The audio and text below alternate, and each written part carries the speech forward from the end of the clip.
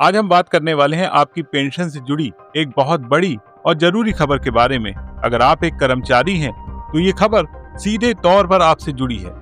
कर्मचारी भविष्य निधि संगठन यानी ईपीएफओ ने अपनी एक नई पेंशन स्कीम को अचानक रोक दिया है। इस स्कीम का नाम है यूनिफाइड पेंशन स्कीम। तो आखिर ये स्कीम क्या थी और इसे क्यों रोका गया? चलिए आज के इस वीडियो में हम इसे बेहद आसान भाषा में समझते हैं। वीडियो पसंद आए तो इसे लाइक और शेयर जरूर करिएगा। सबसे पहले ये जानते हैं ये यूनिफाइड पेंशन स्कीम आखिर है क्या।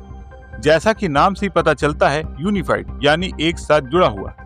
सरकार और ईपीएफओ का मकसद था पेंशन के अलग अलग नियमों को खत्म करके एक सरल और मजबूत पेंशन सिस्टम बनाया जाए।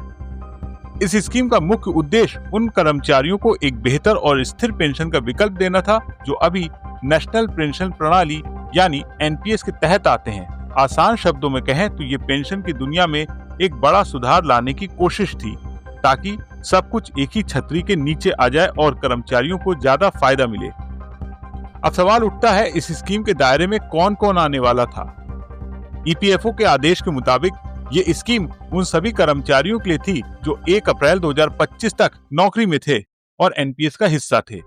सिर्फ यही नहीं, जो नए कर्मचारी भर्ती होते उन्हें भी इसका फायदा मिलता। जो कर्मचारी 31 मार्च तक रिटायर हो चुके थे या स्वेच्छा से रिटायरमेंट ले चुके थे वो भी इसे चुन सकते थे। यहाँ तक कि अगर किसी कर्मचारी की मृत्यु हो जाती, वो रिटायर होने से पहले ये विकल्प नहीं चुन पाते तो उनके जीवन साथी को भी ये विकल्प चुनने का अधिकार दिया गया था। यानी इसका दायरा काफी बड़ा था ताकि ज्यादा से ज्यादा लोग इससे जुड़ सकें।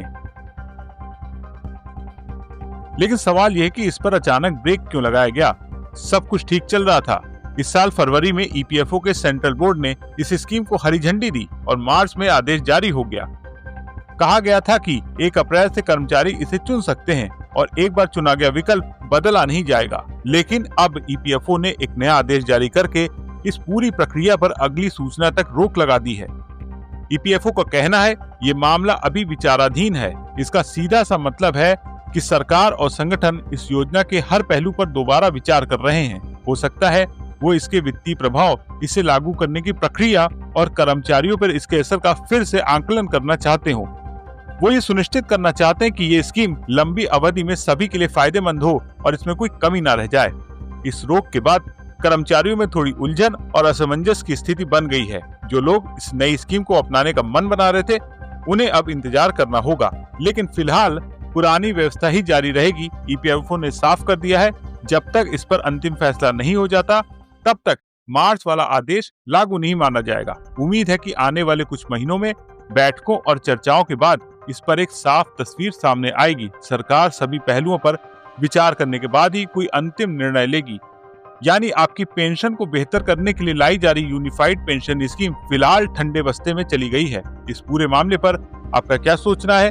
कमेंट करके बताएं। जल्द मुलाकात होगी अगले वीडियो में। तब तक के लिए दीजिए इजाजत। नमस्कार।